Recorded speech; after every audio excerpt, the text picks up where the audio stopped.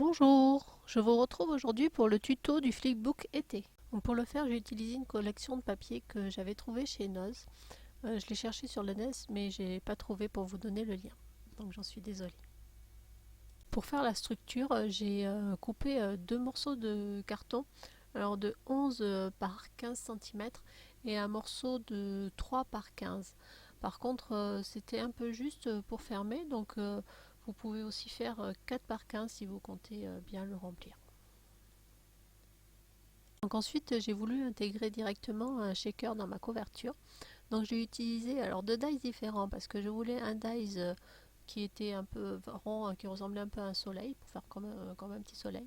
Et j'ai utilisé en fait le dies rond simple pour pouvoir enlever juste mon rond intérieur qui était à la bonne dimension pour pouvoir enlever le carton que j'avais en trop. Pour recouvrir ma couverture, j'ai utilisé la feuille de présentation du kit parce qu'il y avait un morceau assez grand. Donc il fait environ 30,5 par 18,5. En règle générale, je laisse environ 2 cm, je prévois environ 2 cm sur mes bords. Donc sur une feuille de 30,5, vous pouvez largement faire une tranche de 4 cm, ça rentrera. Alors, comme vous pouvez le voir sur le papier, sur l'arrière, il y a une bande qui fait environ 2 cm. Donc je vais m'en servir pour caler mon carton. Et en même temps, alors je trace le rond de mon shaker pour savoir où je vais mettre exactement, où je vais pouvoir faire exactement mon trou pour ne pas me tromper.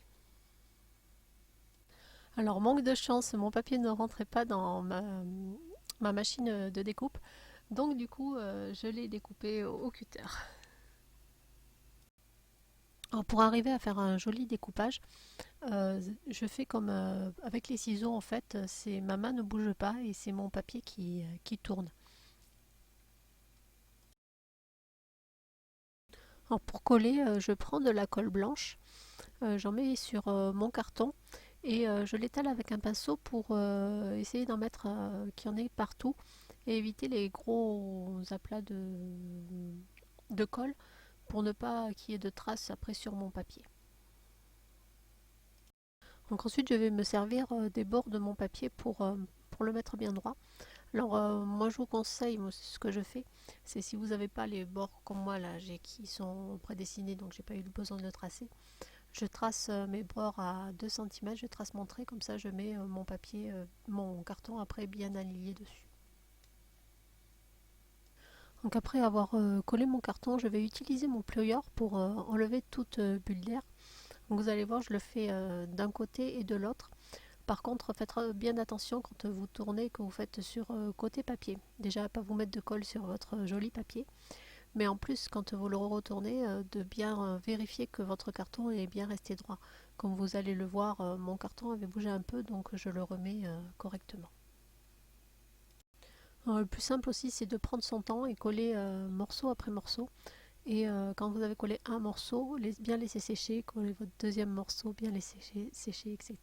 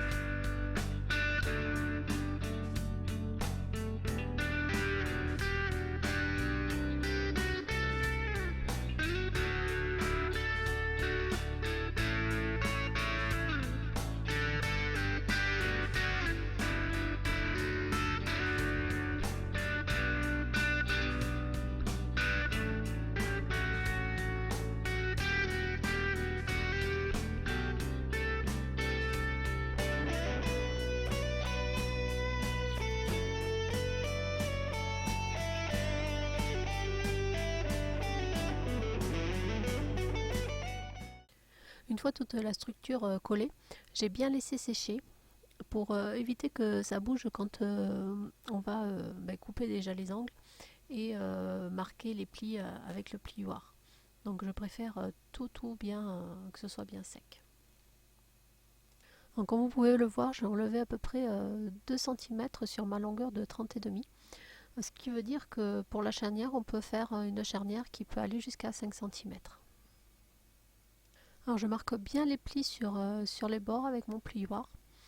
Et après, je vais venir encoller d'abord les petits morceaux, donc sur les deux bords opposés.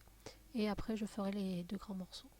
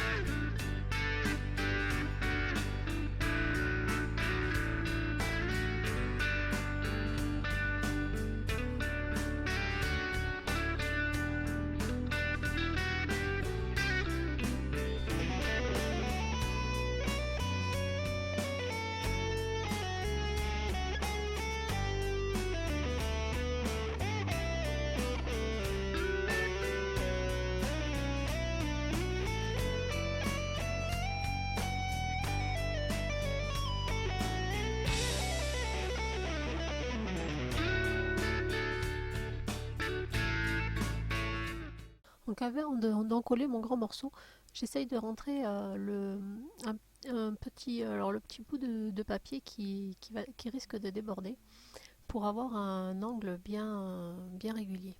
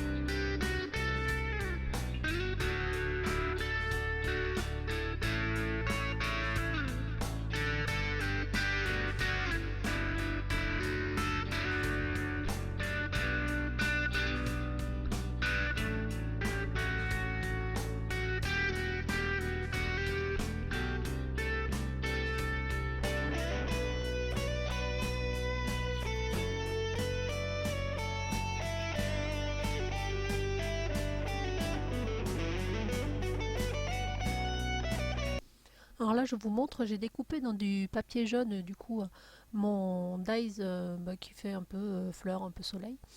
Et je me suis embêtée en fait en voyant la vidéo, je ne sais même pas pourquoi je me suis embêtée. Au lieu de faire mon rhodoïde, couper mon rhodoïde dans ce dies là, j'ai pris un dies qui était légèrement plus grand que mon trou.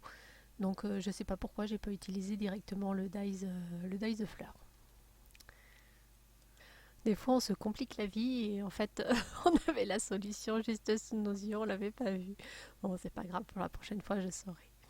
Donc du coup, je colle mon rhodoïde sur ma petite partie jaune et j'utilise le stylo Zik Colle. J'adore ce stylo parce que franchement, c'est de la colle vraiment de précision et qui colle vraiment très très fort. Donc si vous l'avez pas, franchement, je vous le recommande parce qu'il est vraiment très très bien pour tout ce qui est petits détails. Ensuite, je remets de la colle pour le coller sur ma couverture. Franchement, ça tient vraiment super bien, j'ai pas eu de soucis.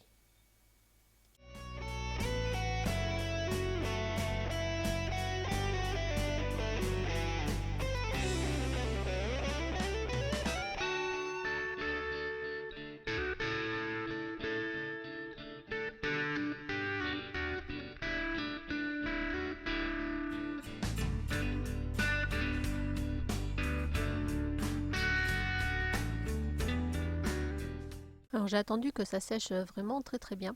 Et comme j'avais fait ma petite cochonne, je vous montre, j'avais sali un petit peu le rhodoïde. J'ai passé un coup d'alcool dessus et ça l'a bien nettoyé.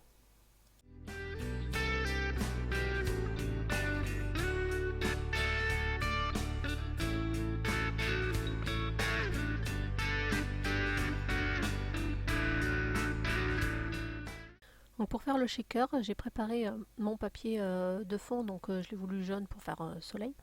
J'ai mis du scotch double face dessus. Et après, alors j'ai préparé des petits morceaux. Alors ce sont des, je crois que ça s'appelle des cannes de pâte Fimo que j'avais, qui sont normalement réservées pour le nail art. Donc je les avais achetées il y a quelques années sur eBay, il me semble. Il y avait pas mal de choix et j'avais pris un lot. Et comme ça, j'en mets dans mes shakers. Je trouve que ça fait, ça rend sympa. Surtout là, bon, j'avais des fruits, donc j'ai mis tout ce qui est fruits d'été.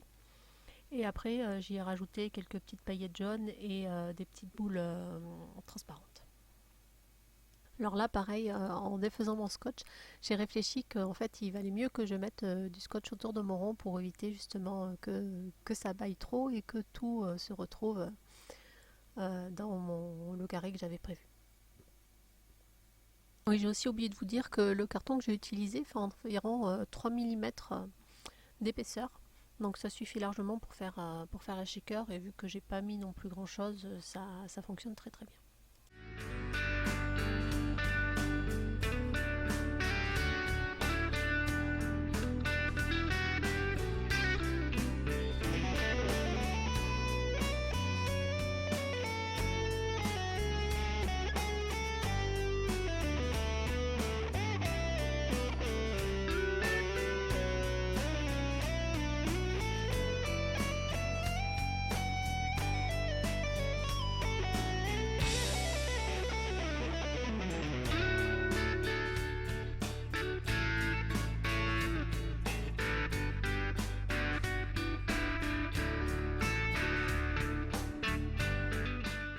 Donc pour l'intérieur de ma couverture, j'ai coupé un morceau de papier de 25,5 par 14,5.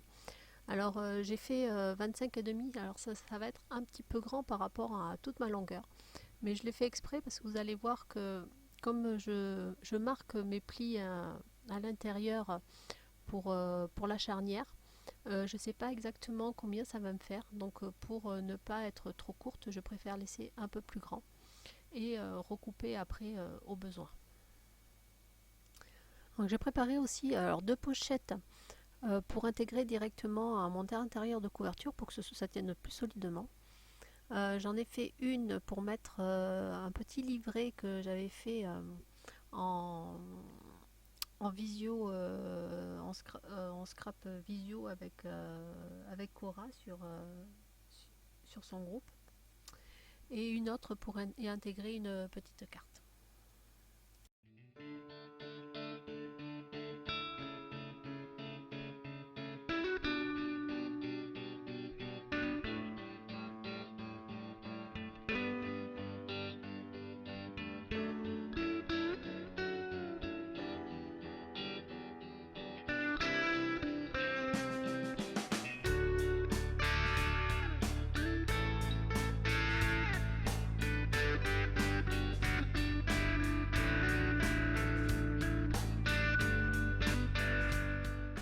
Donc pour la fermeture, je prévois un galon. Alors par contre, j'ai coupé à 20 cm. Vu que c'était bien plein, c'était un peu juste. Donc je pense qu'il vaut mieux que vous comptiez 25 cm et être un peu grand à la limite et recouper que d'être un peu court. Donc je me suis fait un petit trait pour avoir le milieu. Et je vais utiliser de la colle à tissu de chez Action. Alors c'est une colle qui colle très très bien et je trouve que pour le tissu c'est idéal.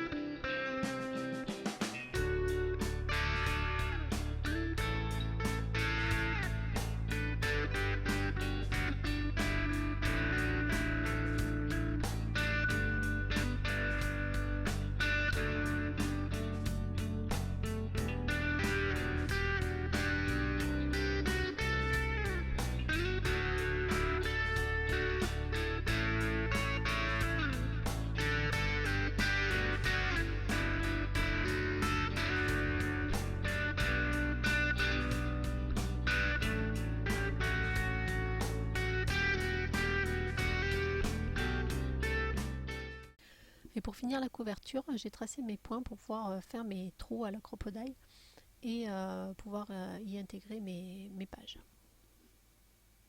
Donc j'ai fait mes traits à 1 cm du bord et à 1 cm de chaque côté de ma charnière.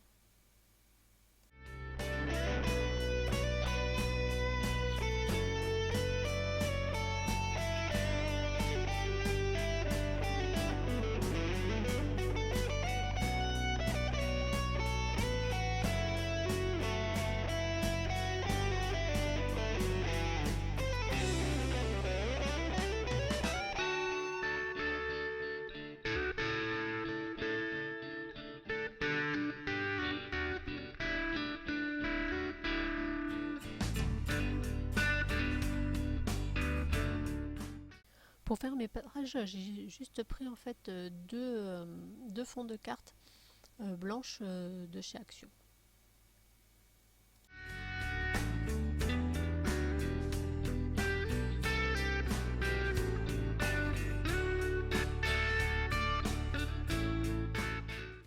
Alors pour la première page, vous allez voir, j'ai fait vraiment quelque chose de très simple.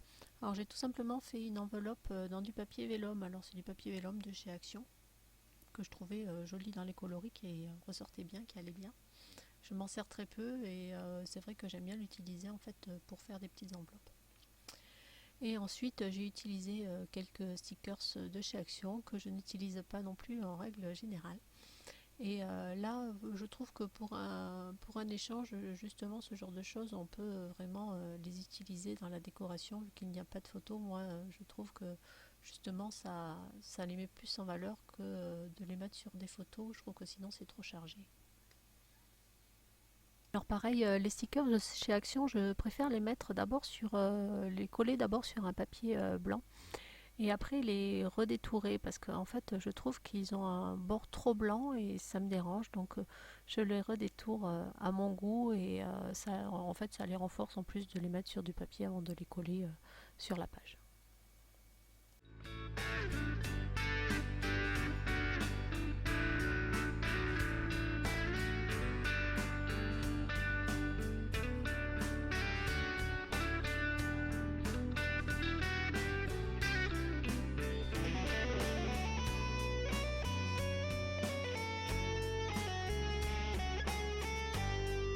Donc pour l'intérieur, j'ai coupé un morceau de papier imprimé en 12 par 7 pour faire une petite pochette à l'intérieur.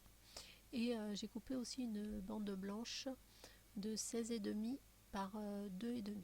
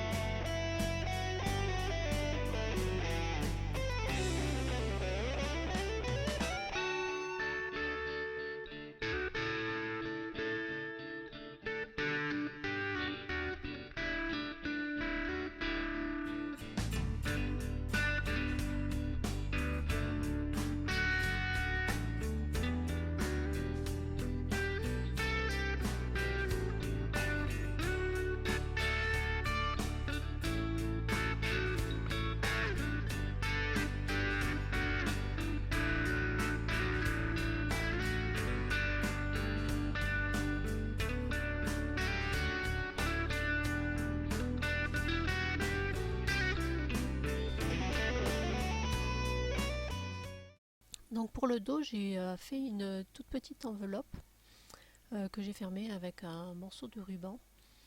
Et j'ai pris aussi, pour faire en dessous une petite pochette, j'ai pris la chute de papier que j'avais utilisée pour faire l'intérieur du flipbook. Donc j'ai coupé un morceau dedans, ça peut tomber à peu près comme il faut, en 12 par 5 cm. Pour les enveloppes, je vous ai pas mis en vidéo parce que bon, je l'ai fait avec la Memory Keepers. Mais après, il y a pas mal de tutos là-dessus. Quand elle est sortie, il y a eu pas mal de tutos.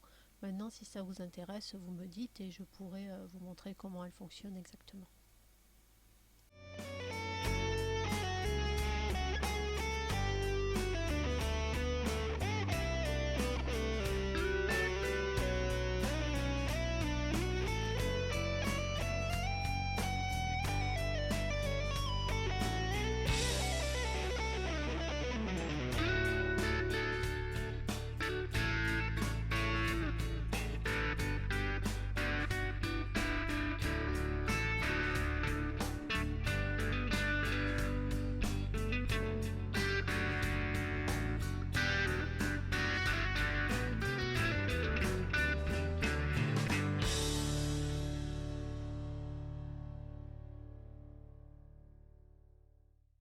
Alors, je m'aperçois que j'ai pas la deuxième page, donc du coup, je vous mets les photos et je vais vous expliquer comment je l'ai réalisé.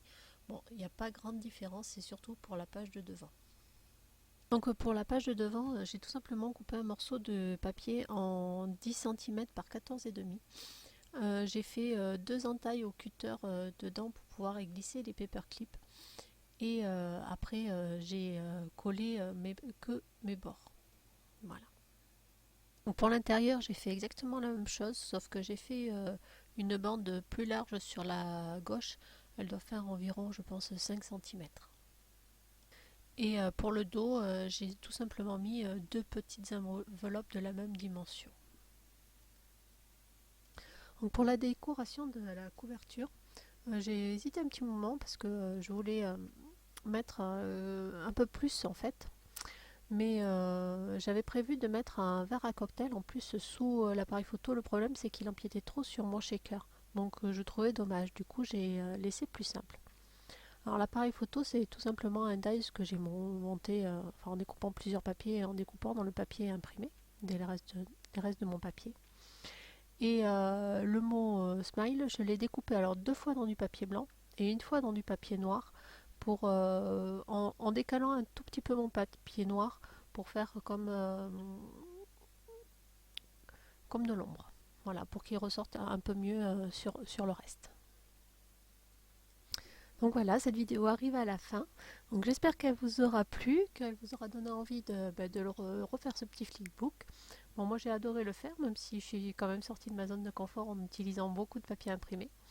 Mais ça change aussi et ça permet de faire autre chose. Bon, mais je vous fais des très gros bisous et puis je vous dis à très bientôt.